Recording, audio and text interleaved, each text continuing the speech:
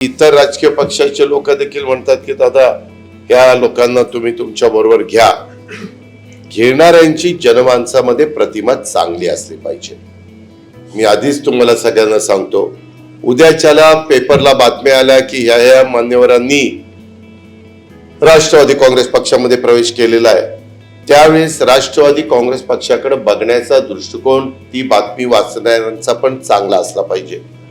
कुठेतरी एखाद्याची चुकीचं काहीतरी काम केलेलं असेल आणि त्याच्यातून त्यांनी स्वतःची बदनामी करून घेतली असेल आणि त्या स्वतःच्या बदनामी झाकण्याच्या करता, त्याच्यावर पांघरून घालण्याच्या करता आपण चला जरा सत्ताधारी पक्षाकडे जाऊ, म्हणजे आपल्याकडं कुणी त्या ठिकाणी पोलीस बेलिसांचा त्रास होणार नाही, अशा हेतूने कुणी जर आलेलं असेल तर त्यांना मी स्पष्ट सांगू इच्छितो, ते डोक्यातनं काढा.